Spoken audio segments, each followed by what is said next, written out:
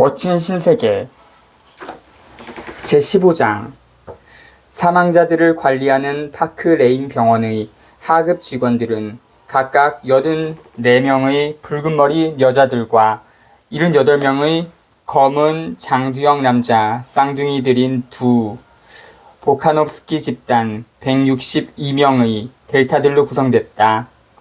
근무 시간이 끝나는 6시에 두 집단은 병원 현관에 모여 하급 출납계 보조원에게서 소마 배급을 받았다. 야만인은 승강기에서 내려 그들 한가운데로 뒤섞여 들어갔다. 하지만 그의 마음은 다른 데에 몰입한 상태였다. 온통 죽음에 대한 생각과 그가 겪은 슬픔이나 고뇌에만 정신이 팔려 있어서 자신이 하는 행동을 의식조차 하지 않고 기계처럼 주변에 몰린 사람들을 밀치며 나아갔다. 왜 밀고 그래요? 뭐가 그렇게 바빠서 야단이요? 무수한 사람들이 저마다 얘기를 주고받았지만 그들의 목구멍에서는 고음으로 빽빽거리거나 저음으로 투덜거리는 오직 두 가지 음성만이 뚜렷했다. 얼굴 또한 두 가지 유형뿐이어서 하나는 털이 없고 주황빛 달무리처럼 주근깨가 퍼진 둥근 얼굴이었고 또 하나는 이틀 동안 수염이 자라서 덥수룩하고 갸름하며 포는 뿌리가 튀어나온 듯 새를 닮은 얼굴이었다. 줄지어 늘어놓은 무수한 거울에 비친 것처럼 끝없이 반복되는 두 유형의 얼굴이 화가 나서 그에게로 시선을 돌렸다. 그들이 쏘아붙이는 말과 팔꿈치가 갈빗대를 날카롭게 찔러대는 아픔 때문에 그는 무감각 상태에서 벗어났다. 그는 다시금 정신이 들어 외부의 현실에 눈을 뜨고 주위를 둘러보고는 눈에 비치는 주변의 존재들을 인식했다. 그것은 공포와 역겨움의 무게로 그를 절망시켰다. 눈앞의 현실은 개체로서의 구별이 불가능한 동일성이 소용돌이를 일으키는 악몽이나 마찬가지였어. 그가 밤낮으로 반복하여 겪었던 일종의 정신착란 상태였기 때문이다. 수많은 쌍둥이들, 그들은 구더기처럼 린다의 죽음이라는 신비를 향해 때를 지어 불결하게 몰려들었다. 그리고 훨씬 크고 완전히 성장한 개체들인 또 다른 구더기들이 이제 그의 슬픔과 참회에 달라붙어 사방에서 기어다녔다.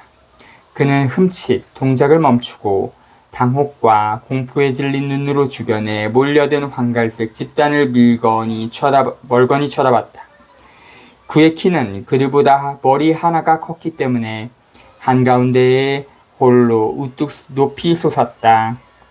얼마나 많은 훌륭한 인간들이 이곳에 존재하는가. 템페스트 오막 1장 182행 노래의 가사가 그를 조롱하듯 눌렸댔다. 인간은 얼마나 아름다우냐. 오 멋진 신세계여. 같은 작품 템페스트 오막 1장 183행 셰익스피어 희곡에는 많은 노래가 등장함. 소마 배급 시간입니다. 누군가가 큰 소리로 외쳤다. 질서를 잘 지켜주기 바랍니다. 거기 빨리 좀 움직여요. 문이 하나 열리고 근무자들이 책상과 의자를 하나씩 현관으로 옮겨왔다. 큰 목소리에 주인공은 검은 철제 금고를 들고 들어온 말쑥하고 젊은 알파였다. 기대감에 부풀었던 쌍둥이들이 만족해서 웅얼거리는 소리가 들려왔다. 그들은 야만인을 까맣게 잊어버렸다. 그들의 관심은 이제 젊은 남자가 책상 위에 놓고 자물쇠를 막 열려고 하는 검정 금고로 온통 쏠려 있었다. 뚜껑이 열렸다. 오! 불꽃놀이라도 구경하듯 162명이 동시에 소리쳤다. 젊은 남자가 자그마한 약통을 한 움큼 꺼냈다. 자, 그가 단호하게 말했다. 앞으로 나와요.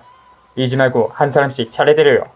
쌍둥이들이 한 사람씩 차례대로 앞으로 나왔다. 처음에는 2명의 남자, 그리고는 1명, 여자 1명, 그러고는 또다시 남자, 다음에는 3명의 여자, 다음에는 야만인은 그냥 서서 구경만 했다. 오 멋진 신세계여. 오 멋진 신세계여. 그의 머릿속에는 노래 가사의 음조가 달라지는 듯 했다. 노래는 비탄과 회한에 빠진 그를 비웃었으며 너무나도 흉악하고 냉소적인 모욕의 어조가 그를 놀려댔다. 노래는 악마처럼 웃으며 구역질 나는 추악함의 악몽을, 비천한 더러움의 악몽을 끈질기게 내보였다. 그러더니 갑자기 전투 준비 명령이 떨어졌다. 오, 멋진 신세계여. 미란다가 사랑스러운 아름다움의 가능성을 악몽까지도 숭고하고 멋진 무엇으로 변형시킬 수 있는 가능성을 선포했다. 오, 멋진 신세계여. 그것도 하나의 도전, 하나의 명령이었다. 자, 거기 밀지 말아요. 하급 출납기에 보조원이 화를 내며 소리쳤다. 그는 금고의 뚜껑을 쾅 닫았다. 질서를 지키지 않으면 배급을 당장 중단하겠어요. 델타들이 투덜거리며 서로 조금 밀치더니 조용해졌다. 위협은 효과를 발휘했다. 소마를 박탈한다는 것은 생각만 해도 끔찍한 일이었다. 좋아요. 젊은이가 금고를 다시 열며 말했다. 린다는 노예였고 그녀는 죽었다. 그러나 다른 사람들은 자유롭게 살아야 하고 세상을 아름답게 만들어야 한다. 배상이요, 의무이다. 갑자기 그가 해야 할 일이 무엇인지가 명확해졌다. 그는 마치 앞을 가렸던 덧문이 열리고 울타리가 사라진 듯한 기분이 들었다. 다음 차례요. 하급 출납계 보조원이 말했다. 또 한 명의 황갈색 여자가 앞으로 나섰다. 그만해요. 야만인이 우렁차고 쩌렁쩌렁한 목소리로 외쳤다. 그만하라고요. 그는 사람들을 밀치고 책상 쪽으로 나아갔다. 델타들은 놀란 표정으로 그를 쳐다봤다. 보드님 맙소사. 하급 출납계 보조원이 숨을 몰아쉬며 말했다. 야만인이로구나. 그는 겁이 났다. 내 말 들어봐요. 부탁입니다. 야만인이 진지하게 소리쳤다. 내 얘기에 귀를 기울여요. 그는 지금까지 사람들이 모인 앞에서 연설을 했던 적이 전혀 없었으므로 자신이 하고 싶은 얘기를 표현하기가 아주 힘들었다. 그 끔찍한 건 먹지 말아요. 그건 독약이에요. 독약이라고요. 여보세요, 야만인씨. 비유를 맞추려고 미소를 지으며 하급 출납계 보조원이 말했다. 제발 부탁이니 내가 그냥 유체뿐만 아니라 영혼까지도 죽이는 독약입니다. 그렇더라도 내가 배급을 계속하게 해주세요. 네? 아무렴 그래야죠. 그는 성비가 고약하기로 악명 높은 짐승을 쓰다듬는 사람처럼 조심스럽고 다정하게 야만인의 팔을 토닥거렸다. 그냥 가만히. 절대로 안 돼요. 야만인이 소리쳤다. 하지만 이것 봐요. 그거 버려요. 그 무서운 독약을 모두 버리라니까요. 모두 버려요 라는 말이 층층이 여러 겹으로 둘러싼 무의식을 뚫고 델타의 생생한 의식에까지 닿았다. 성난 군중이 웅성거리는 소리가 점점 더 커졌다. 나는 여러분에게 자유를 전해주려고 왔습니다.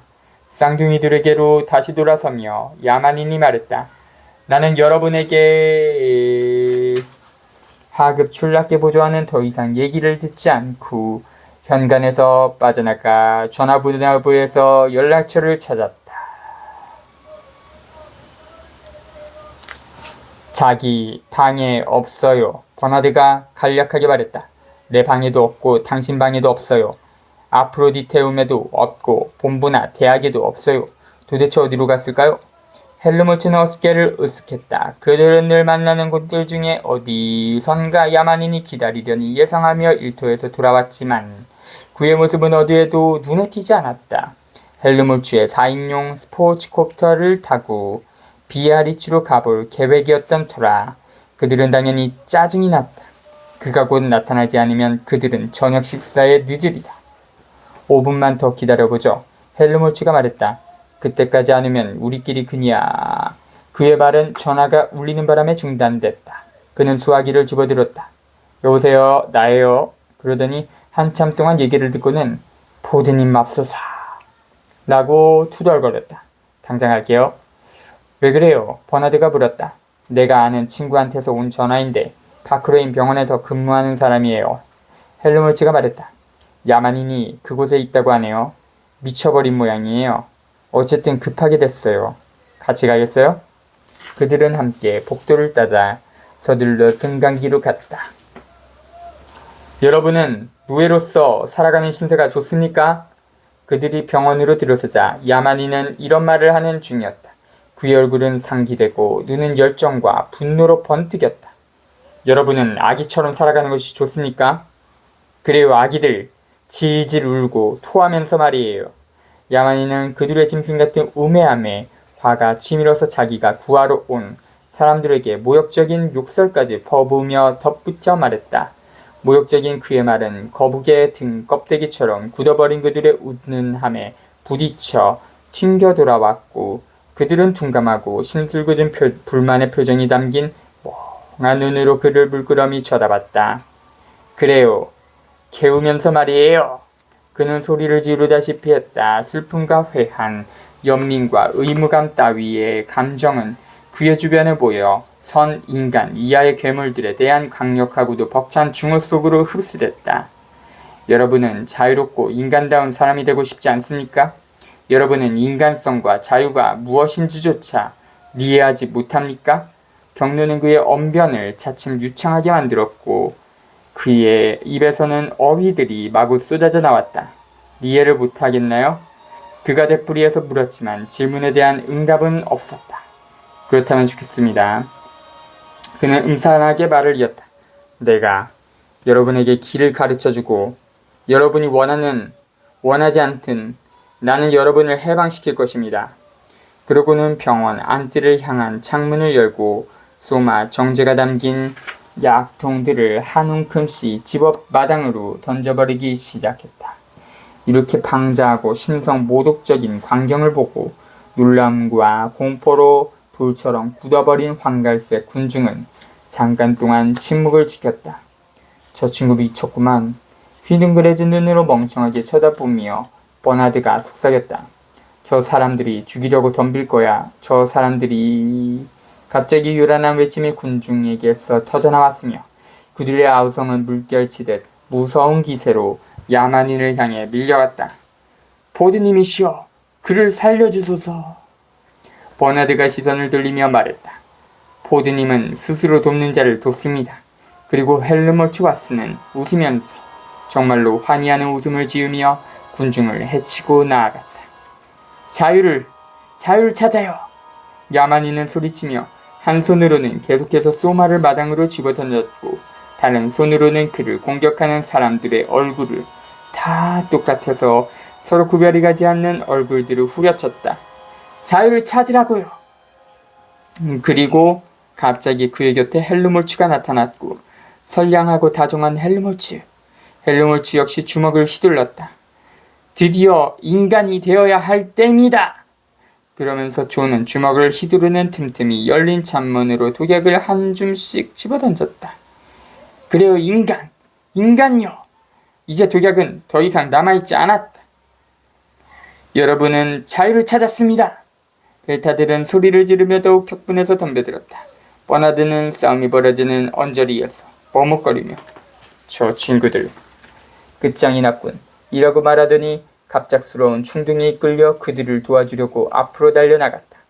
그러다 생각이 달라져서 우뚝 멈춰섰고 비겁한 자신이 창피해서 다시 앞으로 나섰다. 그러고는 또다시 생각이 달라졌어. 우유부단하고 굴욕스러운 고뇌에 빠져 그대로 서 있었다. 그가 돕지 않으면 그들이 죽을지도 모르고 도와준다면 자신 또한 죽을지 모른다는 생각을 하고 있는데 보드님의 이름을 칭송할지어다. 바로 그 순간 큼직한 보호안경에 돼지코처럼 생긴 방독면을 쓰고 경찰관들이 우르르 달려들어왔다. 버나드는 그들을 맞으러 달려가며 손을 흔들었다. 어쨌든 무엇인가 하는 셈이었으므로 적극적으로 행동을 취했다는 자부심이 들었다. 그는 누군가를 돕는다는 환각을 자신의 머릿속에서 불러일으키려는 듯 도와줘요 라고 점점 더 크게 몇 차례 소리를 질렀다. 도와줘요! 도와줘요!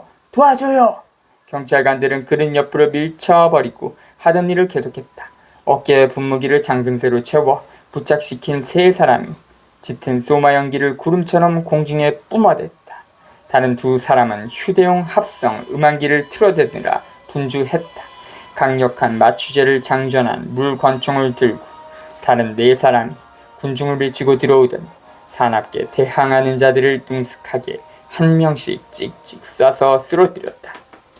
어서요, 어서요! 버나드가 소리를 질렀다. 서두르지 않으면 저 사람들이 죽을 거예요. 그들이... 이런! 너무 떠들어대던 버나드에게 짜증이 난 경찰관 한 명이 물권총을 쐈다. 그는 몇 초 동안 두 다리로 비틀거리며 겨우 버텼다. 하지만 뼈와 힘줄과 근육이 녹아내리는 듯 흐물흐물한 젤리로 만든 막대기처럼 맥이 풀리더니 결국은 젤리도 아니고 물이 된 듯 힘없이 마룻바닥에 털썩 쓰러졌다. 갑자기 합성 음악기에서 목소리가 얘기를 시작했다. 리성이 호소하는 목소리, 우호적인 목소리였다. 음향 기록 두루마리가 저절로 풀어지면서 종합폭동 진압연설 제2번 중간 단계가 흘러나왔다. 나의 친구들이여, 나의 친구들이여. 존재하지 않는 심장의 깊은 곳으로부터 울려나오는 목소리가 너무나 애처로우면서도 한없이 부드럽게 꾸짖는 어조로 설득을 시작하자 방독면을 쓴 경찰관들의 눈에서도 어느새 앞이 흐려질 정도로 눈물이 맺었다. 이런 행동은 무엇을 의미하나요? 왜 여러분은 모두 함께 행복하고 선량해지려고 하지 않나요? 행복하고 선량해집시다. 목소리가 되풀이해서 말했다. 평화를 찾읍시다. 목소리가 떨리며 속삭임으로 낮아지더니 잠시 잠잠해졌다. 나는 여러분이 행복하기를 진심으로 바랍니다. 열렬하게 갈망하는 어조로 목소리가 말을 이어나갔다. 나는 여러분이 선량해지기를 진심으로 바랍니다. 부탁이니 제발 선량해지고. 2분 후의 목소리와 소마 연기의 효과가 나타나기 시작했다. 데이터들은 눈물을 흘리면서 서로를 입을 맞추고 포옹했는데 한꺼번에 5-6명씩 쌍둥이들이 무리를 지으며 끌어안았다. 심지어는 헬르몰츠와 야마닌까지도 울음이 나올 지경이었다. 슐라케로부터 새로 공급된 약상자들이 들어왔고 서둘러 다시 배급이 이루어졌다. 풍부한 애정이 담긴 바리톤의 고별 인사에 맞춰 쌍둥이들은 가슴이 찢어지기라도 하듯 울먹이며 뿔뿔이 흩어졌다.